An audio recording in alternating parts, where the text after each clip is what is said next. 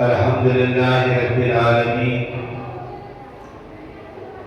والعاقبة للمتقين والصلاة والسلام على أشرف الأنبياء والمرسلين وعلى آله الطيبين الطاهرين وأصحابه الأكرمين وأولياء أمته أجمعين. أما بعد، قال الله تبارك وتعالى في شأن حبيب: إن الله وملائكته يصلون على النبي يا أيها الذين آمنوا صلوا عليه وسلموا تسليما.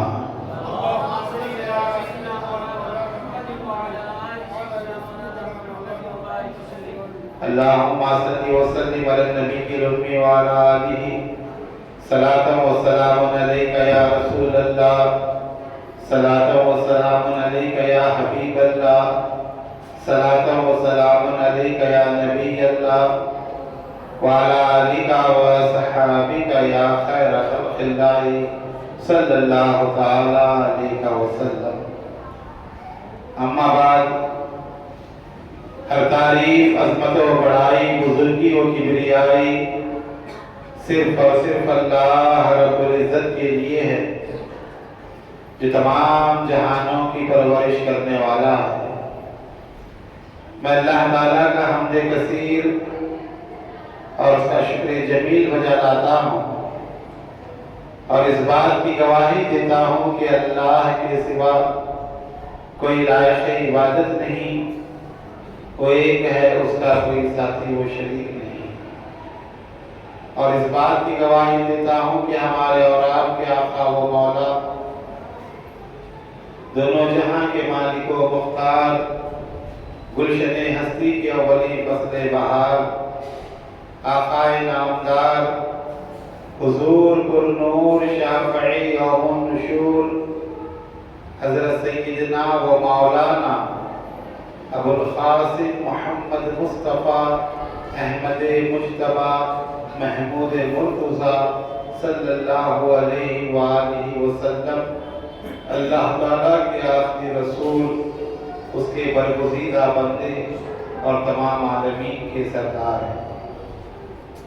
اللہ تعالیٰ حضور پر، حضور کی اعلیٰ اولاد صحابہ اکرام، اہل بیت اور اولیاء امت پر صبح قیامت تک بکثرت درود و سلام بھیجتا رہے، رحمتیں برکتیں نازل فرماتا رہے.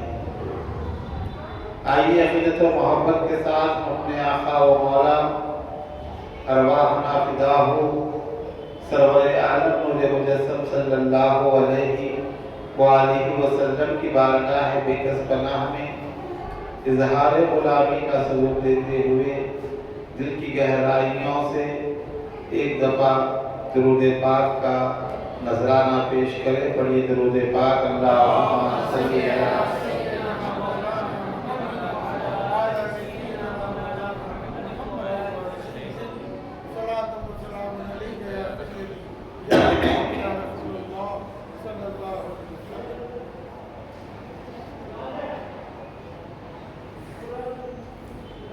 بچے بیٹھ جائیں، اور جو پیچھے بڑے حضرات ہیں سامنے تشریف لائیں.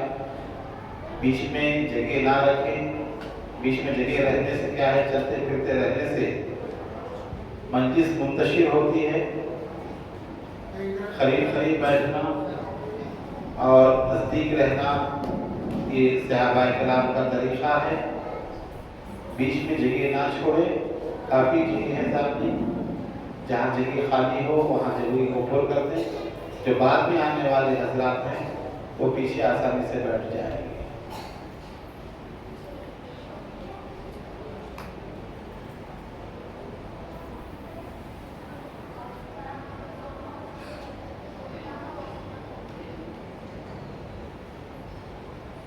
کیونکہ آداب مجلس اور تربیت یہ ایک بڑا اہم کام ہوتا ہے. اللہ کی رحمتیں ہوں ڈاکٹر حمید الدین شرفی صاحب پر، صحیح ڈھنگ سے جو ہے وہ لوگوں کو بٹھایا کرتے تھے اور آداب مجلس جو ہے وہاں پر دیکھنے میں آیا کرتے تھے۔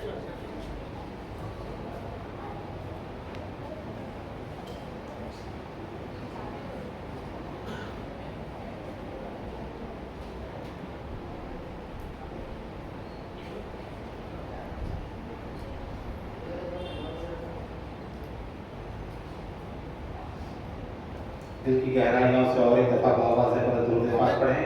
اللہم صلی علی سیدنا مولانا محمد وعلی آل سیدنا مولانا محمد وبارک وسلم صلاۃ و سلام علیک یا رسول اللہ، صلاۃ و سلام علیک یا حبیب اللہ، صلاۃ و سلام علیک یا نبی اللہ وعلی آلک و اصحابک یا خیر خلق اللہ صلی اللہ تعالی علیہ وسلم۔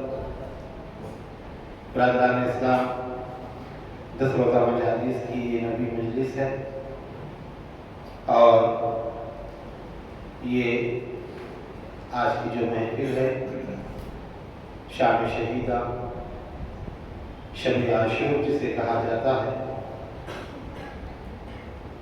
یہ بڑی متبرک رات ان لوگوں کے لیے ہے جو اہل بیت سے محبت رکھتے ہیں اور اہل بیت کو چاہتے ہیں۔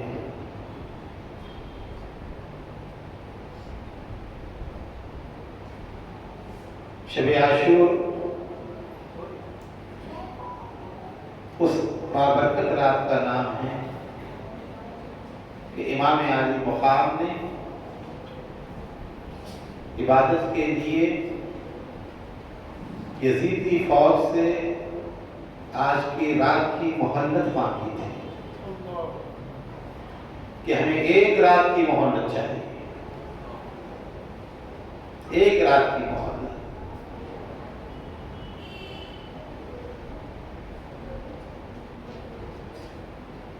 روایات میں آتا ہے شیخ الاسلام عارف اللہ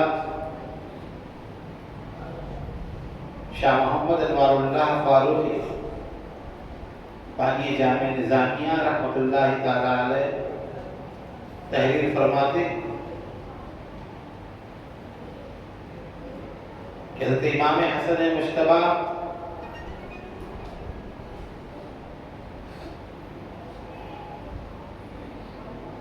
نے خواب دیکھا، آپ کی پیشانی پر سورہ اخلاص لکھا ہوا ہے۔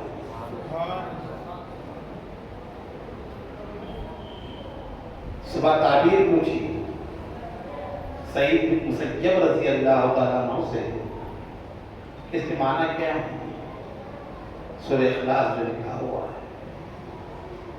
سعید بن مسیب نے کہا اگر آپ کی پیشانی پر سورہ اخلاص لکھا ہوا ہے اس بات کی طرف علامت ہے کہ آپ کی زندگی کے بہت تھوڑے دن باقی رہ گئے ہیں اور عنقریب آپ اپنے رب کے حضور جانے والے ہیں۔ یہ سن کر اہل بیت اطہار کو بڑا غم ہوا۔ پھر چند دنوں کے بعد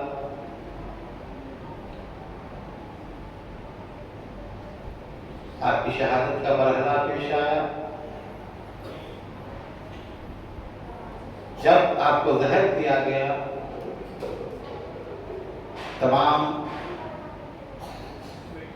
اقربا رشتہ دار آپ کی خدمت میں موجود تھے، جس میں مبارک پر زہر کا اثر ہو چکا تھا اور تبدیلی جسم کے اندر رونما ہو رہی تھی، جسم کا رنگ تبدیل ہوتا گیا اور ہرا رنگ جو ہے آپ کے جسم سے نمودار ہوا تو آپ کی آنکھوں میں آنسو آئے۔ سید الشہداء امام حسین اپنے بھائی کے پاس آتے ہیں، کہتے ہیں کہ اے میرے برادر، اے میرے بھائی، آپ کیوں رو رہے ہیں، کیوں غمگین ہیں؟ اب تو آپ حضور سے ملنے والے ہیں، اماں جان فاطمہ الزہرا کے پاس جانے والے ہیں، بابا جان سے ملاقات ہونے والی ہے، امیر حمزہ سے آپ کی ملاقات ہونے والی ہے، پھر آپ کیوں رو رہے ہیں؟ تب امام حسن مجتبیٰ نے امام حسین کو دیکھا اور فرمایا، حسین میں اپنے لیے نہیں روتا، میں اپنے لیے نہیں رو رہا، بلکہ رونے کا سبب یہ ہے کہ میرے بعد تمہارے ساتھ جو معاملہ ہوگا، تمہارے ساتھ جو کام کیا جائے گا، تمہیں جو تکالیف پہنچائی جائیں گی، وہ چیزیں یاد آتی ہیں تو روتا کہ میرے جانے کے بعد تمہارے اوپر ظلم و ستم کے پہاڑ ٹوٹنے والے ہیں۔ مجھے حدیث معراج یاد آتی ہے، اس لیے روتا ہوں۔ لوگوں نے پوچھا، حدیث معراج کیا ہے؟ کہا، آقا کریم صلی اللہ علیہ وسلم شب معراج تشریف لے گئے جنت میں، جب محل دیکھ رہے تھے جنت کے، حضور نے دیکھا ایک سرخ یاقوت کا محل ہے اور ایک سبز زبرد کا محل ہے، ایک دوسرے کے مقابل دونوں محل ہیں۔ رسول اللہ نے جبرائیل سے پوچھا، بھائی جبرائیل یہ کن کے محل ہیں؟ جبرائیل نے کہا، یا رسول اللہ صلی اللہ علیہ وسلم یہ سرخ یاقوت کا محل آپ کے چھوٹے شہزادے امام حسین کا ہے، اور یہ سب زبرد کا جو محل نظر آ رہا ہے یہ آپ کے بڑے صاحبزادے امام حسن کا ہے۔ حضور نے کہا کہ بھائی جبرائیل یہ دونوں محل کے رنگ علیحدہ کیوں ہیں، ایک جیسے کیوں نہیں ہے؟ عرض کیا، رسول اللہ جب آپ کے بڑے نواسے کا آخری وقت آئے گا، انہیں زہر دیا جائے گا، زہر کی اثر کی وجہ سے ان کا پورا جسم مبارک سبز ہو جائے گا اور ان کی شہادت واقع ہوگی، اسی لیے اس سبز زبرد کا معلوم ہے۔ اور چھوٹا نواسا میدان کربلا میں اپنے عزیز و اقارب کو کٹا کر اپنا خون بہائے گا، اپنی گردن کٹائے گا، اپنے خون میں نہا لے گا، آخری وقت اس کا پورا بدن خون سے رنگین ہوگا، اس طرح اس کی شہادت ہوگی چھوٹے صاحبزادے کی، اسی لیے یہ سرخ محل ہے۔ حضور پاک صلی اللہ علیہ وسلم یہ واقعہ دیکھ کر بے انتہا ملول ہوتے ہیں۔ پھر آقا کریم سرور عالم صلی اللہ علیہ وسلم دنیا میں تشریف لانے کے بعد واپس خواب میں دیکھتے ہیں کہ بنو امیہ بندروں کی شکل میں آپ کے ممبر پر ناچ رہے ہیں۔ ممبر مبارک پر بندروں کی شکل میں بیٹھے ہوئے ہیں۔ حضور کو بڑی تکلیف ہوئی کہ ممبر جو رشد و ہدایت کی جگہ ہے، جہاں سے دین اور اسلام کا پیغام پھیلتا ہے، وہاں پر بندروں کی شکل میں بنو امیہ نظر آ رہے ہیں۔ تو اسی اثناء میں جبریل امین علیہ السلام نے سورہ قدر حضور کو لا کر دی۔ اللہ کی طرف سے ارشاد ہوا، اِنَّا أَنزَلْنَاهُ فِي لَيْلَةِ الْقَدْرِ وَمَا أَدْرَاكَ مَا لَيْلَةُ الْقَدْرِ خَيْرٌ مِنَ أَلْفِ شَهْرٍ۔ یقیناً ہم نے شب قدر میں سے حاصل کی۔ آپ جانتے ہیں شب قدر کیا ہے؟ شب قدر 1000 مہینوں سے بہتر ہے، 1000 مہینوں سے بہتر ہے شب قدر۔ حضور کو خوشخبری دی گئی، حضور کو بتایا گیا کہ حبیب یہ جو شب قدر آپ کو عطا فرمائی گئی ہے 1000 مہینوں سے افضل ایک رات ہے. 1000 مہینے کون سے ہیں وہ جس سے افضل ایک رات دی گئی رسول گرامی وقار کو؟ رسول اللہ کی ایک رات، حضور کی ایک شب 1000 مہینوں سے افضل و اعلیٰ، 1000 مہینوں سے بڑی ہوئی ہے، 1000 مہینوں سے زیادہ ہے. کہا گیا جب منبر پر آپ نے دیکھا بنو امیہ کو ناچتے ہوئے تکلیف کا سبب بنا، گراں گزری طبیعت مبارک پر یہ بات، تو اللہ نے سورہ قدر کو نازل فرمایا، خوشخبری دی گئی. یہ جو بنو امیہ کی سلطنت ہے، یہ بنو امیہ کی جو حکومت ہے، بنو امیہ کو جو سلطنت دی گئی ہے، یہ 1000 مہینوں کی سلطنت ہے. حکومت کی تعداد، مدت حکومت بنو امیہ کی 1000 مہینے. اور اے حبیب، یہ جو 1000 مہینے جو مال و دولت، حکومت، اقتدار، سلطنت، پاور، طاقت بنو امیہ کو دی گئی ہے، یزید کو دی گئی ہے، یزید کے خاندان کو دی گئی ہے، یہ تمام ایک طرف. اور اے حبیب، آپ کے خاندان کو، آپ کے اہل بیت کو ہم نے ایک رات دی ہے جو 1000 مہینوں کے اوپر بھاری ہے. کہا وہ کون سی رات ہے؟ وہ رات شب عاشور ہے. بنو امیہ کی سلطنت کے مقابلے میں بنو ہاشم کو ایک رات اللہ تعالیٰ نے عطا فرمائی ہے. شب عاشور کی رات، یہ وہ رات ہے جو یزید کی 1000 مہینوں کی حکومت پر بھاری ہے.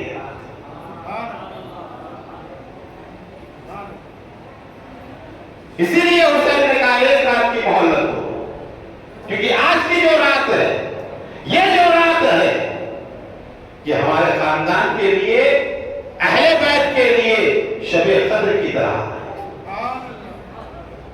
سلطنت تمہارے لیے، حکومت تمہارے لیے، مال تمہارے لیے، دولت تمہارے لیے، ظلم تمہارے لیے، ستم تمہارے لیے، تمام چیزیں تمہارے لیے ہیں. اور ہم نے جو مانگی ہے اللہ کی عبادت کے لیے آج کی ایک رات مانگی ہے.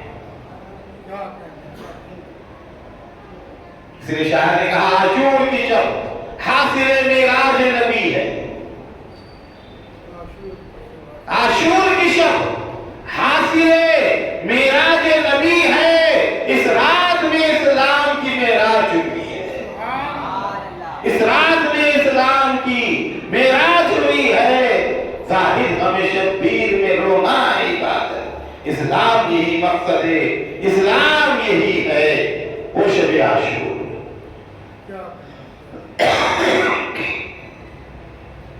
شاعر کہتا ہے تبلیغ دین حق کی نئی ابتدا ہے آج. تبلیغ دین حق کی نئی ابتدا ہے آج. ہر دل میں ایک تازہ غم کربلا ہے آج. ہر دل میں ایک تازہ غم کربلا ہے آج. عہد پیمبری کی امانت کو دیکھ کر، عہد پیمبری کی امانت کو دیکھ کر دربار شام زیر و زبر ہو گیا ہے آج. دربار شام زیر و زبر ہو گیا ہے آج. امت کا رہنما ہے مشیت کے ساتھ ساتھ. کیا بات ہے؟ امت کا رہنما ہے، امت کا رہنما ہے مشیت کے ساتھ ساتھ. کن مشکلوں میں وقت کا مشکل کشا ہے آج. کن مشکلوں میں وقت کا مشکل کشا ہے آج. بچے ہوں میرے پرچم عباس کے تلے، یا رب یہی شفیع کی تجھ سے دعا ہے آج. اور کہا روزے ازل سے دل میں ہے الفت حسین کی. روزے ازل سے دل میں ہے الفت حسین کی. فضل خدا سے مل گئی نسبت حسین کی، تازہ کیا ہے دین کے پودے کو خون سے، تازہ کیا ہے دین کے پودے کو خون سے، اسلام کی بقا ہے شہادت حسین کی، اسلام کی بقا ہے شہادت حسین کی۔ مومن نہیں وہ جس کو نہیں عشق اہل بیت۔ مسلمان ہونا آسان ہے، بات ایمان کی ہے، مومن کی ہے۔ مومن نہیں وہ جس کو نہیں عشق اہل بیت، ایمان کا انحصار محبت حسین کی، ایمان کا انحصار محبت حسین کی۔ کیا نور اے گلیمی برستا ہے صبح و شام، کیا نور اے گلیمی برستا ہے صبح و شام، معمور رحمتوں سے ہے تربت حسین کی، معمور رحمتوں سے ہے تربت حسین کی۔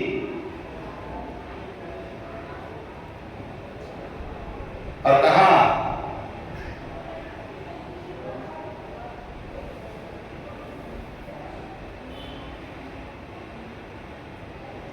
علامہ اقبال کہتے ہیں، رونے والا ہوں شہید کربلا کے غم میں میں،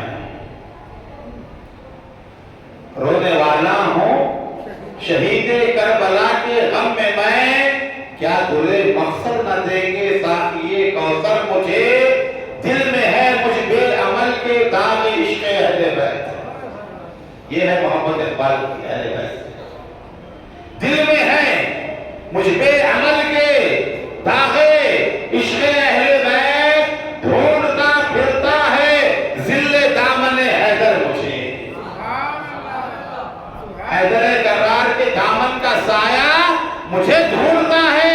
کیوں ڈھونڈتا ہے؟ کہ میرے بے عمل اندر جسم کے اندر دل کے اندر جو ہے اہل بیت کی محبت اللہ نے رکھی ہے۔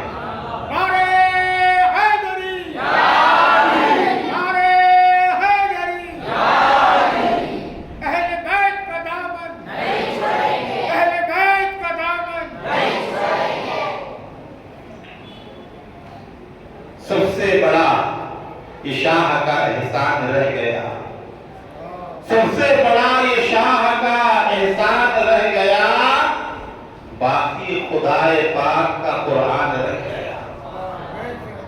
سمجھ میں آ رہا ہے تو بولیے، سب سے بڑا یہ شاہ کا احسان رہ گیا، باقی خدائے پاک کا قرآن رہ گیا۔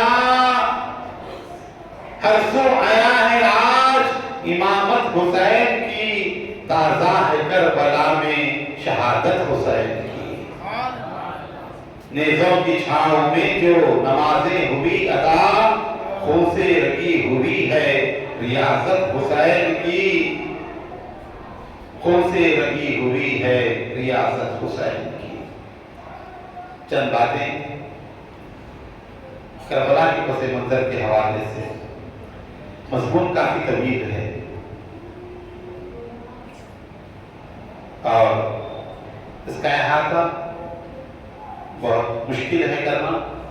مختصر طور پہ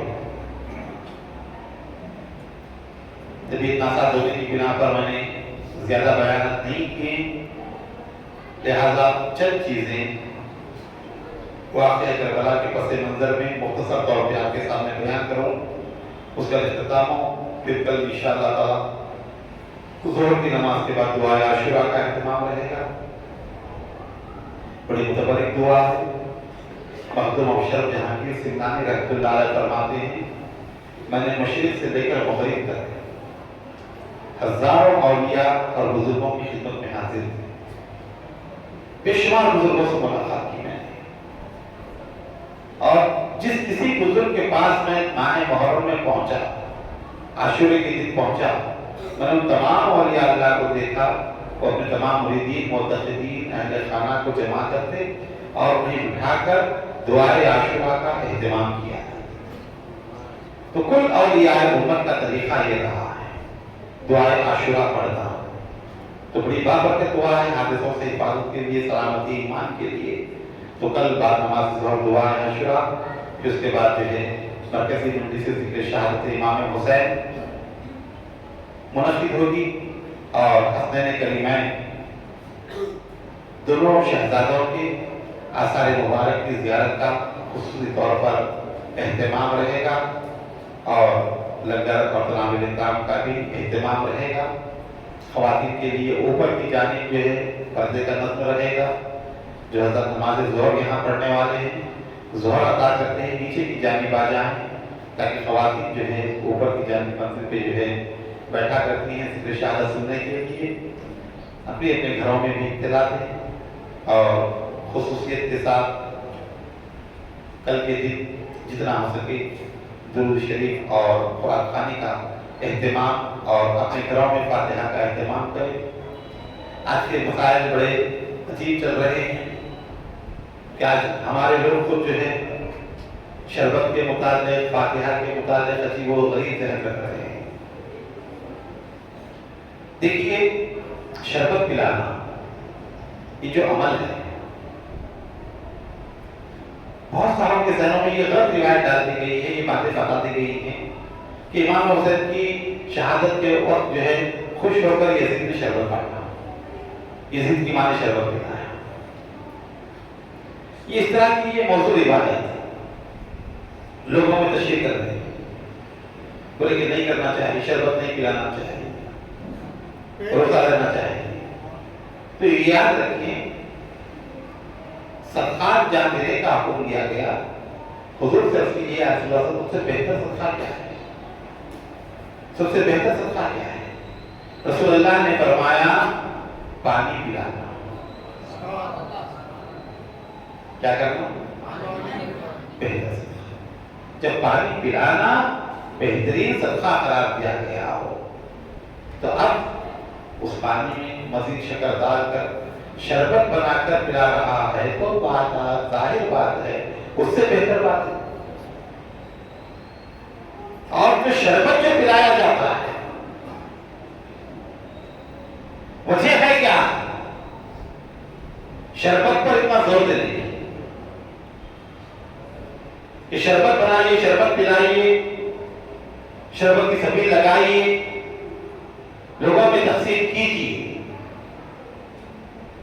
کہ ہم اہل بیت کے چاہنے والے، ہم اہل بیت کے ماننے والے، ہم اہل بیت کے غلام دنیا والوں کو اور خاص طور پر یزیدیوں کو، دشمنان اہل بیت کو یہ بتانا چاہتے ہیں اے یزیدیوں، اے شامیوں، اے کوفیوں، اے پانی بند کرنے والوں، اے پہرا لگانے والوں، تم نے ہمارے آقا و مولا، ہمارے سردار، ہمارے امام پر پانی بند کر دیا، پہرا لگایا، بچے پیاسے رہے، خواتین بلکتی رہی، بچے تل ملاتے رہے، پورے سوکھی زبانیں لے کر اللہ کے حضور چلے گئے، کسی کو پانی نہیں دیا گیا تو پانی پھینکتے تھے، جانوروں کو پلاتے تھے، درندوں کو پلاتے تھے، پرندوں کو پلایا کرتے تھے، کافروں مشرکوں کو پلایا کرتے تھے، یہود و نصارہ کو پلایا کرتے تھے، لیکن تم نے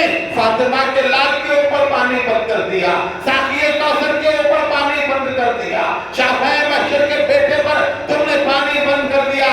آج ان کے غلام، ان کے نامزدہ، ان کے چاہنے والے، ان کے ماننے والے ان کے نام پر پانی نہیں شربت لایا کر رہے ہیں۔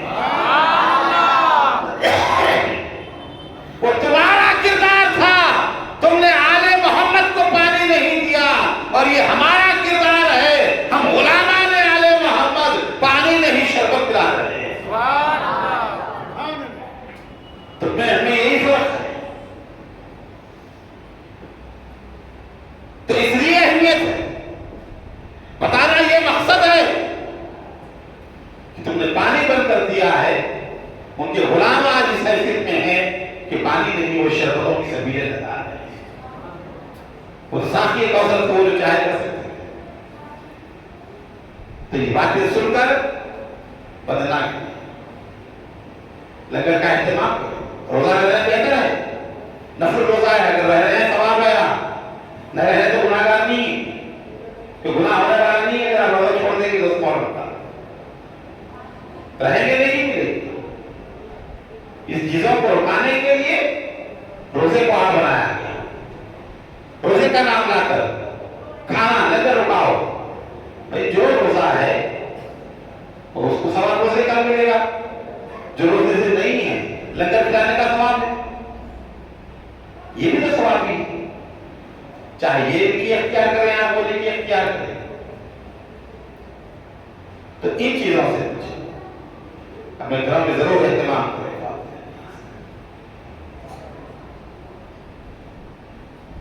کل کا دن یہ اہل بیت کی چاہنے والوں کے لیے بڑا عظیم دن ہے. آج کی رات بھی عظمت والی ہے, کل کا دن بھی عظمت والا ہے. چند باتیں بیان. رسول گرامی کے خان صلی اللہ علیہ وسلم دنیا سے تشریف لے گئے. فرمایا میرے بعد 30 سال نبوت کی خلافت رہے. خلافت اللہ حج النبوہ, نبوت کے طریقے پہ خلافت چلتی رہے گی 30 سال. اس کے بعد کاٹ کھانے والی بادشاہت آئے گی. حاکموں کی صفت یہ ہوگی ظلم کریں گے, لوگوں کاٹ کھائیں گے.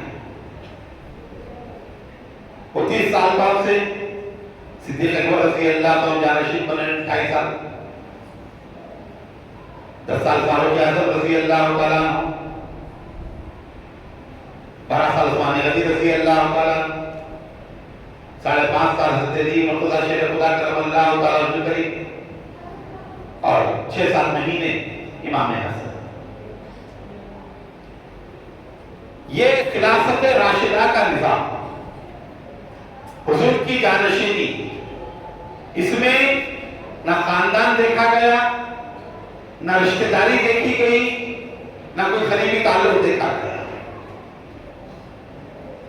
حضور کے بعد تمام صحابہ نے ابو بکر کو بنایا, وہ اس کے اہل تھے, اس کے مستحق تھے. تمام صحابہ نے بیعت کی ان کے ہاتھ پر.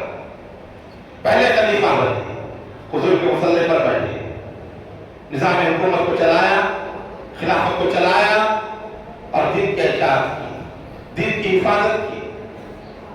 جتنے فتنے اٹھنے والے تھے سب کو ختم کیا. جھوٹی نبوت کے دعوے دار اٹھے, انہیں ختم کیا صدیق اکبر نے.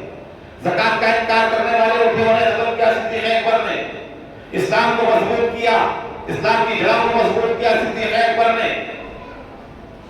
جب وہ چلے گئے فاروق اعظم نے ان کے مسلح پر بیٹھ کر فتوحات کا آغاز کیا. اسلام کی ترقی ہوئی, دین کی اشاعت ہوئی, افریقہ کے ریگستانوں تک اسلام پھیلا. 22 لاکھ مربع میل کے اوپر اسلامی حکومت قائم کی. فاروق اعظم رضی اللہ تعالیٰ عنہ نے اسلام کو ایک نئی شان و شوکت, ایک نیا جذبہ اور ایک ایسی حکومت کا فرما جس کی تاریخ میں مثال نہیں ہے.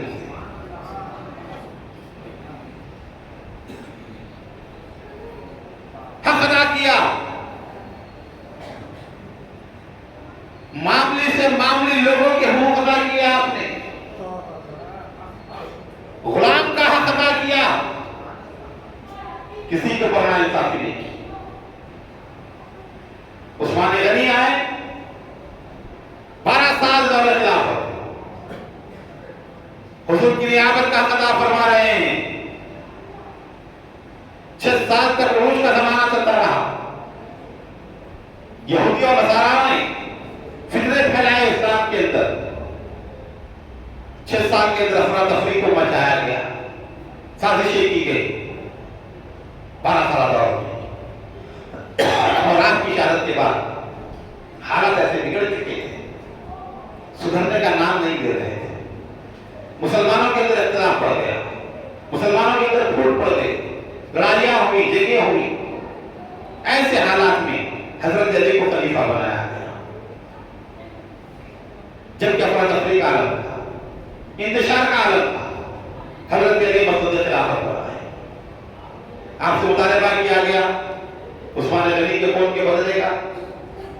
2 بڑی جنگیں ہوئی, جنگ جمل, جنگ صفین. تیسری جنگ خارجیوں سے ہوئی. 5.5 سالہ دور میں 3 جنگیں, پھر کئی فتنے. حضرت علی تمام مسائل سے نپٹتے رہے. ایسے حالت میں آپ کی آخری میں شہادت ہوئی. امام حسن بیٹھے 6 مہینے خلافت. پھر جب دیکھا مسلمانوں کے اندر لڑائی جھگڑے خوب ریزیاں ہو رہی ہیں خلافت کے لیے حکومت کے لیے تو آپ نے خلافت سے دستبرداری اختیار کی اور حضرت امیر معاویہ رضی اللہ عنہ کے حوالے خلافت کا کام سونپ دیا. اب حضرت امیر معاویہ پوری اسلامی مملکت کے بادشاہ بنتے ہیں. 20 سال وہ گورنر رہے ملک شام کے اور 20 سال حاکم رہے پورے علاقے. اب تک نظام چلا رہا تھا خلافت راشدہ کہ لوگ مل کر خلیفہ کو منتخب کرتے ہیں جو اعلیٰ اوصاف کا ہوتا, اچھے کمالات والا ہوتا, علم والا ہوتا, فضل والا ہوتا, نیکی کے کاموں میں آگے بڑھنے والا ہوتا. تمام صفات دیکھ کر خلیفہ منتخب کیا. جب حضرت امیر معاویہ رضی اللہ عنہ کے ہاتھ میں ایوان سلطنت آئی, آپ کے اطراف ایسے لوگ تھے جو نہایت فتنہ پرور, فتنہ پھیلانے والے, پھوڑ ڈالنے والے, لڑانے والے.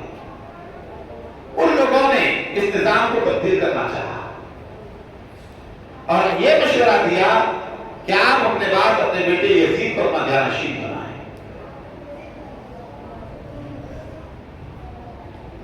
دو چار لوگ تھے, پوری تفصیلات اس کے اندر موجود ہیں کتاب کے اندر, عرفان حسین کے اندر میں نے لکھ دی ہیں, تحریر کر دی ہیں. حضرت امیر معاویہ کو جو ہے اس بات پر راضی کیا گیا کہ وہ اپنے بیٹے کو اپنا جانشین بنائے. انہوں نے مدینہ منورہ کو خط لکھا اہل مدینہ کے نام کہ میں بوڑھا ہو چکا ہوں, نماز موت کب آ جائے, میرے بعد اس امت میں کھوٹ نہ پڑے. میں یہ چاہتا ہوں کہ میں اپنی زندگی میں کسی کو اپنا جانشین منتخب کر دوں تاکہ تم لوگ لڑائی جھگڑے نہ کرو. اہل مدینہ نے خط پڑھا, جواب لکھا, ٹھیک ہے آپ کسی موضوع شخص کو منتخب کیجئے, اس کا نام ہمیں بتائیے کہ ہم اس کے بعد جواب دیں گے. یہ خط گیا دمشق کو. حضرت امیر معاویہ نے خط پڑھا, پھر اس کا جواب آیا مدینہ منورہ.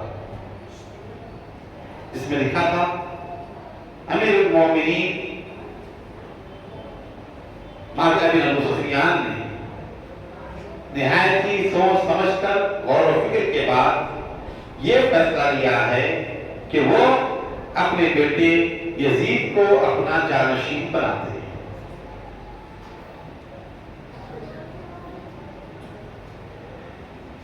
جب یہ خط مروان بن حکم پڑھ کر سناتا ہے مسجد نبوی میں تو سیدنا ابو بکر صدیق کے صاحبزادے حضرت عبد الرحمن وہ اٹھ کھڑے ہوئے. سب سے پہلے جنہوں نے مخالفت کی اس کام کی عبد الرحمن بن ابی بکر کھڑے ہو گئے اور کہا کہ تمہارا ارادہ امت کی بھلائی کا نہیں ہے بلکہ اس خلافت کو تم قیصریت یا ملوکیت میں تبدیل کرنا چاہتے ہو کہ ایک قیصر مر جائے تو پھر دوسرا قیصر بادشاہ بنے, ایک بار انتقال ہو جائے اس کا بیٹا جو اس کا جانشین بنے. لہذا یہ ابو بکر عمر کی سنت نہیں ہے, یہ قیصر و کسریٰ کا طریقہ ہے, ہم نہیں مانتے اس کو.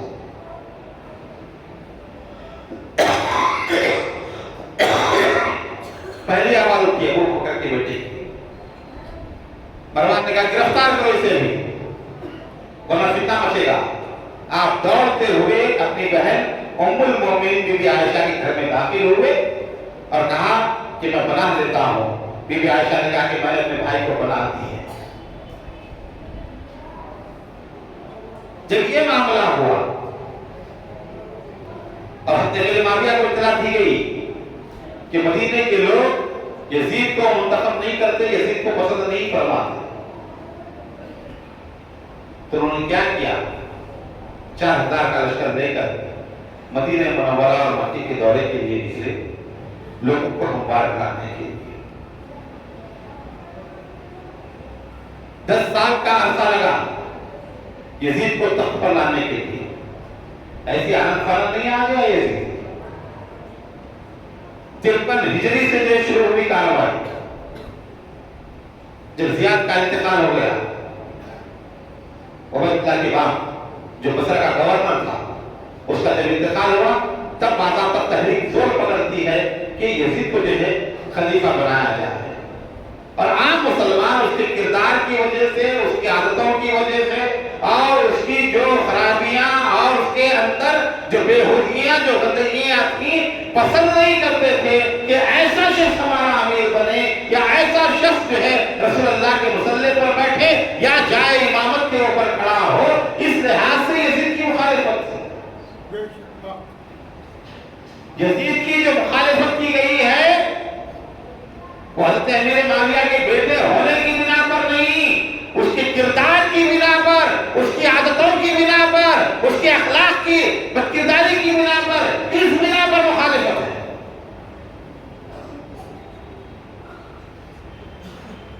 یاد رکھیں آپ اچھی طریقے سے، یزیدی اور حسینی جو کہتے ہیں نا، یہ نام لکھنے سے نہیں ہوتا، یہ کوئی فرقے نہیں ہے۔ کوئی کہتے میں حسینی ہوں تو حسینی ہے، کوئی کہتے کہ یہ یزیدی ہے تو یزیدی ہے، نہیں، کردار کا نام ہے یہ۔ حسین کی صفتیں جس کے اندر ہیں وہ حسینی والا فرقہ ہے، اور یزید کا جس کے اندر کردار ہے وہ یزیدی ہے۔ یہ کوئی جماعت کا نام نہیں ہے حسینی اور یزیدی، کوئی فرقے کا نام نہیں ہے، کوئی سلسلے کا نام نہیں، یہ کردار ہے، کردار۔ جو حسین کے کردار کو اپنائے گا وہ حسینی، جو یزید کے کردار کو اپنائے گا وہ یزیدی۔ بولنے سے نہیں ہوتا ہے، لوگوں نے مخالفت شروع کر دی، ہر طرف سے مخالفتیں ہوتی۔ حضرت امیر معاویہ رضی اللہ تعالیٰ آئے، لوگوں کو سمجھایا، ام المومنین بی عائشہ سے ملاقات کی۔ یہ حضرات آئے، امام حسین، حضرت عبد الرحمن بن ابی بکر، عبداللہ بن عمر، عبداللہ بن زبیر، 4 لوگ تھے جن سے خوف کا ڈر تھا۔ یہ لوگ جو ہے خاموش نہیں بیٹھے تھے، یہ ڈرنے والے نہیں تھے، لیڈر لوگ تھے، بہادر لوگ تھے، حق گو لوگ تھے، حق پسند لوگ تھے، کسی کا خوف ان کے اوپر طاری نہیں ہوتا تھا۔ یہ 4 کہا دوسرے لوگ مان لیں گے لیکن یہ 4 کا ماننا، یہ 4 اگر مان لیں گے نا پورے لوگ مان لیں گے، اور یہ 4 مخالف تھے۔ حضرت امیر معاویہ نے بات کی، سمجھایا کر۔ عبداللہ بن عمر نے کہا کہ آپ ایسا کریں، وہ طریقہ اختیار کریں جو حضور نے اختیار کیا، کسی کو جانشین نہ بنائیں، کسی کو نامزد نہ کریں، کسی کا نام نہ لیں۔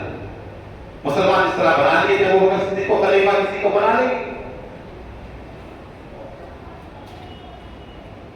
حضرت امیر معاویہ نے کہا مجھے فتنے کا ڈر ہے، پھوٹ پڑنے کا ڈر ہے۔ کہا ٹھیک ہے کہ آپ ایسا کریں کہ جیسے حضرت سیدنا صدیق اکبر نے کیا، انہوں نے کیا کیا تھا؟ عمر بن خطاب کو منتخب کیا تھا، جن سے ان کا کوئی دور کا رشتہ بھی نہیں تھا، رشتہ نہیں تھی کوئی عمر بن خطاب سے۔ تو آپ ایسے شخص کو منتخب فرمائیں جن سے آپ کا کوئی رشتہ ہی نہ ہو۔ کہا کہ ایسا کہاں سے لاؤ؟ تو کہا ایسا نہیں کر سکتے تو آپ ایسے ہی جس سے عمر نے کیا تھا۔ اب شہادت سے پہلے 6 لوگوں کو انہوں نے منتخب کیا، 6 میں سے کوئی ایک کو منتخب کر دیں گے۔ جب دیکھا حضرت امیر معاویہ نے کسی طرح ماننے والے نہیں، یزید کے انتخاب کی تائید نہیں کریں گے یہ لوگ اور سپورٹ نہیں کریں گے یزید کو، کہا اور کچھ کہنا ہے تم لوگوں؟ کہا کہ ہمیں تو یہی کہنا ہے، یا حضور کا طریقہ اختیار کریں، یا ابو بکر کا طریقہ اختیار کریں، یا عمر کا طریقہ اختیار کریں، اس طرح انتخاب ہو جائے گا۔ کہا ٹھیک ہے اب چلے جاؤ اپنے اپنے مقامات پر. آپ غصے کی حالت میں جو اٹھ کر واپس چلے آئے. پھر اس کے بعد کئی لوگوں سے جس طرح ہو سکا بیعت لیتے گئے. یہاں تک کہ کثیر تعداد ملک شام کی جہاں کی حکومت تھی ان لوگوں نے یزید کی بیعت کر لی. لیکن یہ لوگ جو ہے اپنے موقف پہ اٹل رہے.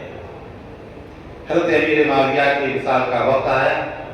آپ نے یزید کو بلایا, نصیحت کی کہ بیٹا میں نے تمام کاٹے تیرے راستے سے ہٹا دیے, صرف یہ 3-4 لوگ ہی. عبداللہ بن عمر کو میں اچھی طرح جانتا ہوں, یہ اللہ والے آدمی ہیں, گوشہ نشین آدمی ہیں. لڑنا کرنا یا مقابلہ کرنا یہ اتنی ہمت نہیں کر سکے. حسین ابن علی ہے, عراق کے لوگ تیرے مقابلے میں لائیں گے ضرور, کھڑا کریں گے تیرے مقابلے میں, لیکن ان کے ساتھ اچھا سلوک کرنا. اور رسول اللہ کے نواسے ہیں, اس کا پاس اٹھا سکتے. اور سب سے خطرناک تیرے لیے جو ہے وہ عبداللہ بن زبیر, جو لوگوں کی چال چلتا ہے اور کسی کے ہاتھ نہیں آتا. اگر یہ تیرے اسی دنیا میں آ جائے, تیرے حفظے میں آ جائے, فوراً سے ختم کر دینا. پھر اس کے بعد 22 رجب کے 15 رجب کو حضرت امیر معاویہ کا انتخاب. 3 دن سوگ کے منائیں گے, غم کے منائیں گے. اس کے بعد چوتھے روز جب یزید آ کر بیٹھا تخت سلطنت پر, یزید کے ساتھ ساتھ شراب کی سوائیاں, بندر, کتے سب جو ہے دربار میں آنے شروع ہو گئے.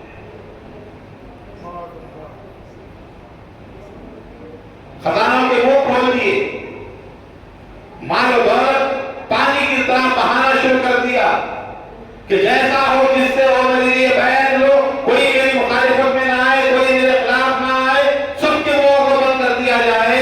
بے شمار لوگوں کو جس طریقے سے ہوتا گیا, طاقت کے ذریعے سے, پیسے کے ذریعے سے, نفسیات کے ذریعے سے, ہر طریقے سے جو ہے اپنے قابو میں لیا اور اپنا ہمنوا بنانے کی یزید نے کوشش کی. یہاں تک کہ بہت سارے لوگ اس کے حامی بن گئے. لیکن جو حق گو تھے, جو حق پسند تھے, جو حق پر چلنے والے تھے, جنہوں نے دور رسالت دیکھا, جنہوں نے صحابہ کی صحبت پائی, جنہوں نے خلفائے راشدین کو دیکھا, جنہوں نے حضور کے دور کی زبانیں دیکھی ہیں, ان لوگوں نے سمجھوتا نہیں کیا.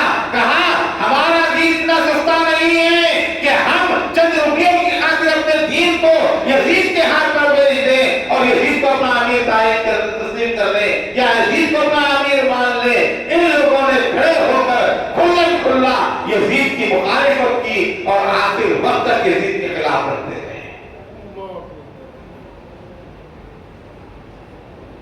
خطوط آنے شروع ہوئے, ملک شام سے خط آیا. مغرب اور عشاء کا درمیانی وقت ہے, مسجد نبوی ہے, عبداللہ بن زبیر ہے, امام حسین ہے, دونوں بیٹھے ہوئے وظیفہ پڑھتے ہوئے. عمر بن عثمان نوجوان بچہ ہے, آ کر کہا گورنر ہاؤس سے بلاوا آیا ہے, آپ کو یاد کیا جا رہا ہے. امام حسین نے کہا ایسے وقت جبکہ گورنر کسی سے ملتا نہیں, بڑی دل ہوا, ہمیں بلایا جا رہا ہے. کہا ہاں آپ کو بلایا جا رہا ہے. عبداللہ بن زبیر نے کہا کیا بات ہے, کس وقت بلایا جا رہا تھا آپ کے پاس؟ امام نے کہا میں یہ سمجھتا ہوں امیر معاویہ کا انتقال ہو گیا ہے اور یزید تخت پر بیٹھا ہے اور یزید کی بیعت کے لیے ہمیں بلایا جا رہا ہے. کہا کیا کریں گے آپ؟ کہا میں چند ساتھیوں کو لے جاؤں گا, باہر کھڑا کروں گا گورنر ہاؤس کے اندر, جا کر گورنر سے ملاقات کروں گا, کیا معاملہ ہے پوچھوں گا, پھر اس کے بعد جواب دوں گا. امام حسین اٹھے, چند نوجوانوں کو لیے اور گورنر ہاؤس پہنچے. اپنے ساتھیوں کو باہر کھڑا کر دیا امام نے, اندر تشریف لے گئے. گورنر مدینہ بیٹھا ہوا, اس کے ساتھ مروان بن حکم بھی بیٹھا ہوا ہے. امام نے سلام کیا, کہا کیا بات ہے, اس میں بلایا گیا. خط دیا گیا جس میں واضح طور پر لکھا ہوا تھا کہ عبداللہ بن زبیر، عبداللہ بن عمر، عبدالرحمن بن ابی بکر اور حسین بن علی، ان چاروں کو بلاؤ، میری خلافت کے لیے بیعت کرے تو ٹھیک ہے ورنہ قتل کرو، قتل کرو۔ یہ کہانی تو پہلے سے شروع ہے، یاد رکھیں، امام حسین کے خلاف۔ امام نے کہا کہ مجھ جیسے شخص کا اس طرح چھپ کر بیعت کرنا مناسب نہیں، مسجد میں اعلان کرو، تمام لوگوں کو بلاؤ، سب کے سامنے یہ اعلان کرو، سب کے سامنے دعوت دو، تب میں جواب دوں۔ مروان نے کہا کہ فوراً یہ ختم کر دو، ورنہ یہ یہاں سے نکلے گا پھر ہمارے ہاتھ نہیں آئے گا، تا وقت ہے کہ بے شمار لوگ مارے نہ جائیں، کئی لوگ ختم نہ کیے جائیں۔ امام نے سننا تھا، اسی وقت تلوار نکالی، کہا ہے ناہنجار، تو مجھے مارے گا یا مجھے مارے گا؟ آج بھی مقابلہ کر کے کون؟ جب ولید بن عقبہ نے منظر دیکھا تو کانپنا شروع ہوا، کہا کہ حسین تلوار رکھ دو اندر، ہم تمہارے قوم سے رکھنا نہیں چاہتے، ہمارا کوئی ارادہ نہیں ہے، آپ رکھیے تلوار،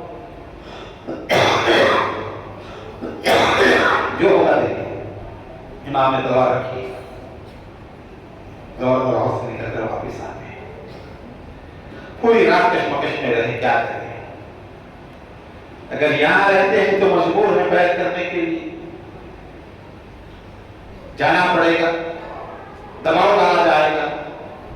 اب ایک کی بات سمجھ میں آئی امام کو کہ ہم مدینہ چھوڑ کر چلے جائیں۔ گھر میں تشریف لائے، گھر والوں سے کہا جانے کی تیاری کرو، تمام اسباب مال جمع ہوتے گئے، تیاری ہوتی گئی سفر کی۔ پھر حضرت امام حسین حضور کے روضہ مبارک پر تشریف لائے، نانا جان کی قبر انور پر حاضر ہوئے، سلام کہا، پیارے نانا جان، کیا آپ وہ حسین ہیں جو آپ کے کندھوں پر سوار ہوتا تھا، آپ کی گود میں کھیلتا تھا، آپ کے ساتھ مدینے کی گلیوں میں پھرتا تھا؟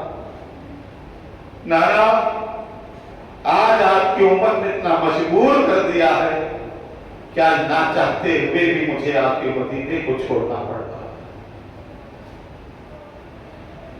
خبر انور پر سر اندر رکھ دیا، رونا شروع کر دیا امام نے۔ روایت آتی ہے، عبداللہ شاہ صاحب اللہ نقشبندی رحمۃ اللہ علیہ بیان کرتے ہیں، آنکھ لگی، امام عالی مقام نے کیا دیکھا کہ 70,000 فرشتوں کی فوج کے ساتھ نانا جان تشریف لا رہے ہیں۔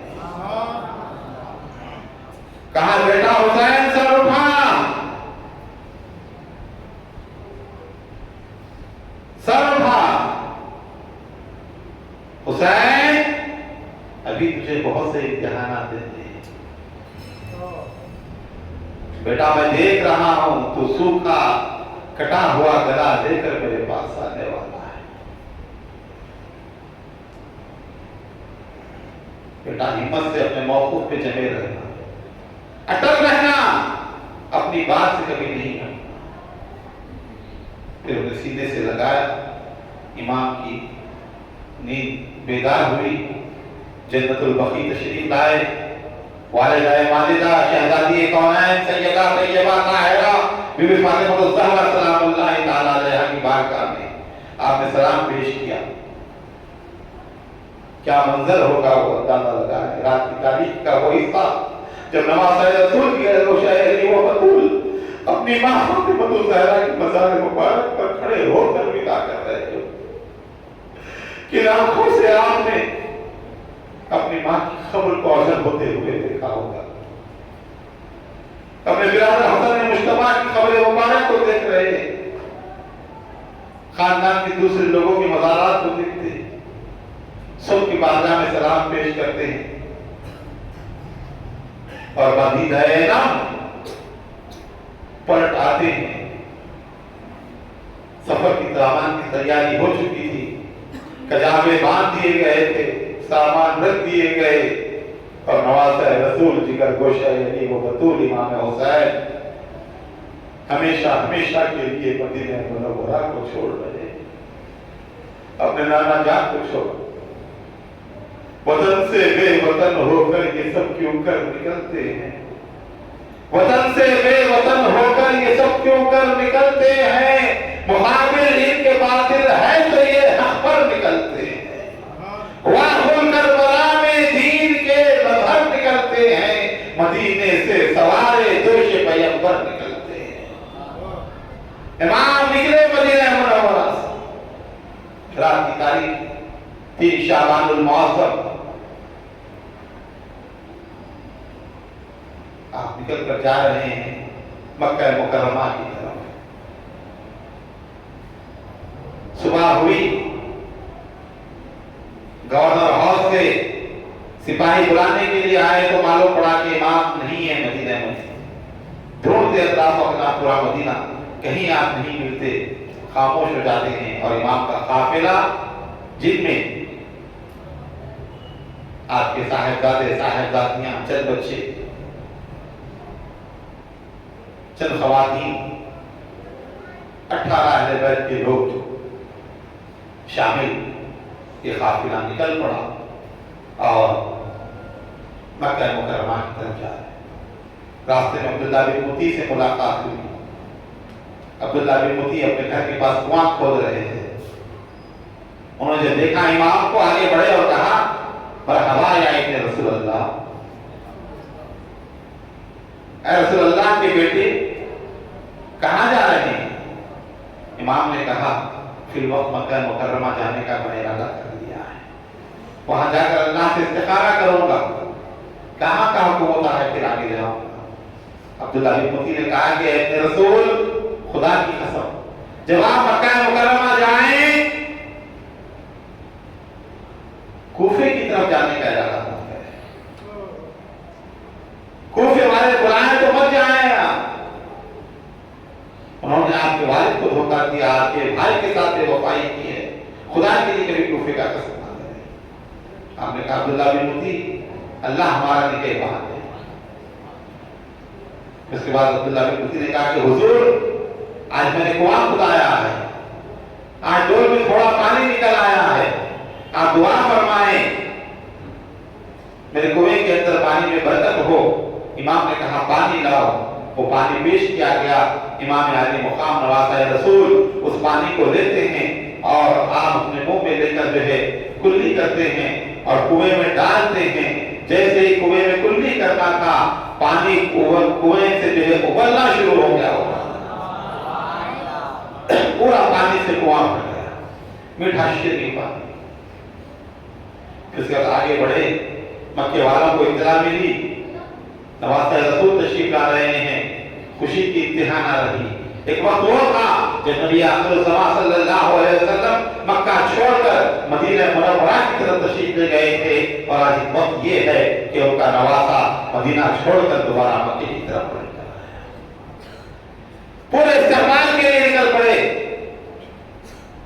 اور لا کر آپ کو ٹھہرایا، کھانے پینے کا انتظام کیا، ہر کوئی جاؤ ادھر جاؤ آ رہا ہے، نواسہ رسول آئے ہوئے، نواسہ رسول آئے ہوئے، نظریات لے کر پیش ہو رہے ہیں، کوئی کھانے کی چیزیں لے کر آ رہا ہے، کوئی پھل لے کر آ رہا ہے، کوئی چیز لے کر آ رہا ہے، ہر کوئی آ رہا ہے، ملاقات کر رہا ہے، یہاں تک کہ صبح سے لے کر شام تک یہ سلسلہ ملاقات کے بعد چلتا رہا۔ شام ہوئی، جب ملاقاتی ختم ہوئے، چھٹ گئے، تو عبداللہ بن زبیر حاضر ہوئے، کہا ابن رسول فرمائیے کیسے آنا ہوا اور کیا ارادہ ہے؟ کہا کہ عبداللہ بن زبیر میرا کوئی ارادہ نہیں ہے، میں صرف یہاں اس لیے آیا ہوں کہ اپنے نانا جان کی طرح یہاں پر قیام کروں، زندگی گزاروں، بکریاں چراؤں، ایک دن کھاؤں، ایک دن فاقہ کشی کروں، اور اسی طرح میں زندگی گزاروں۔ عبداللہ بن زبیر نے کہا خدا کی قسم یا رسول اللہ کے بیٹے، ہمارے لیے کھانا حرام ہونے تک ہم آپ کو نہ کھلائیں، پانی ہمارے لیے حرام ہونے تک ہم آپ کو نہ پلائیں، ہمارے ہوتے ہوئے، ہم خادموں کے ہوتے ہوئے آپ کو کوئی تکلیف اٹھانے کی ضرورت نہیں ہے، جب تک آپ چاہیں یہاں رہیں، آپ حکم کریں، اگر آپ حکم کریں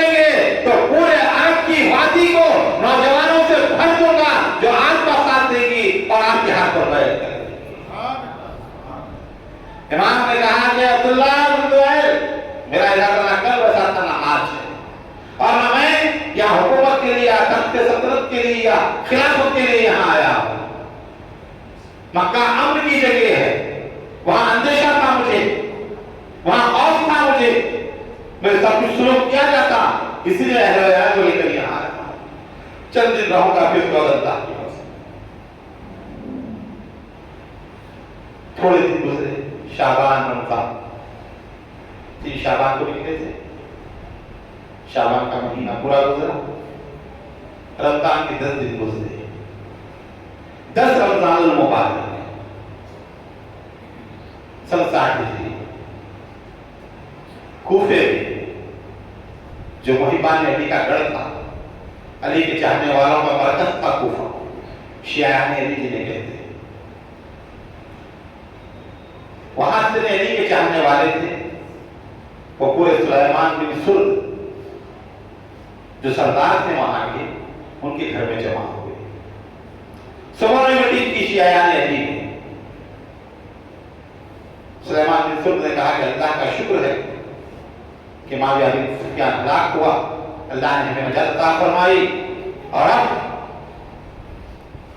یزید تخت خلافت پر بیٹھا ہوا ہے اور حسین نے اس کی مخالفت کی ہے، حسین نے بیعت نہیں کی، لہذا تم ان کی اور ان کے والد کے شیعہ ہو، یعنی چاہنے والے ہو،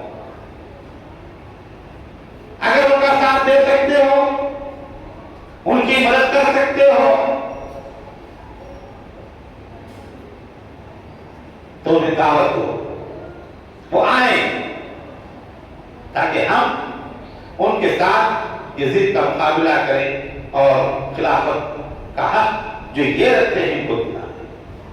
صبح نے ایک زمانوں پر کہا یقیناً ہم ان کا ساتھ دیں گے، ہم ان کے ساتھ رہیں گے اور ہم ان کو ان کا حق دلائیں گے۔ خط لکھا گیا